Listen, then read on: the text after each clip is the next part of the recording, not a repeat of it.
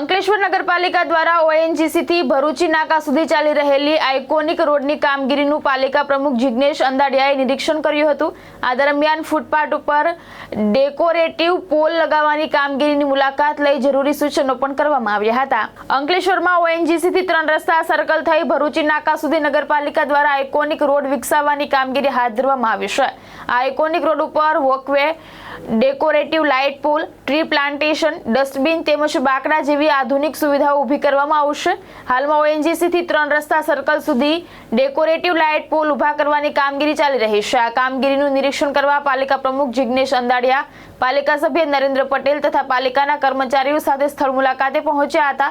તેમણે ચાલી રહેલી કામગીરીની સમીક્ષા કરી ડેકોરેટિવ પોલની કામગીરીનું નિરીક્ષણ કર્યું હતું તેમજ ગુણવત્તા અને સમય મર્યાદાને ધ્યાનમાં રાખી જરૂરી સૂચનો પણ કર્યા હતા। અંકલેશ્વર નગરમાં જે આઇકોનિક રોડની કામગીરી ચાલે છે તે કામગીરીનું નિરીક્ષણ કર્યું। આ આઇકોનિક રોડમાં એક તો બોલાર્ડ આવશે, વોકવે બનશે, ડેકોરેટિવ પોલ ઊભો થશે, ટ્રી પ્લાન્ટેશન છે, ડસ્ટબિનની સુવિધા છે અને બેન્ચીસોની પણ સુવિધા છે।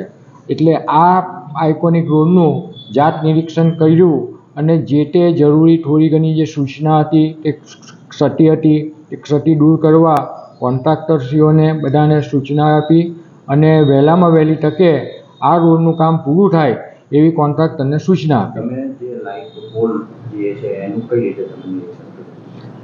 જે લાઇટ અમે જે પોલ જે ઊભો કર્યો છે તેની આખી ડિઝાઇન જોઈ છે।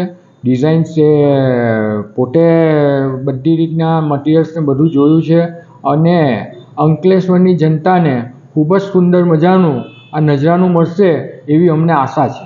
ધર્મેશ રાણા, દ્રષ્ટિકોણ ન્યૂઝ, અંકલેશ્વર।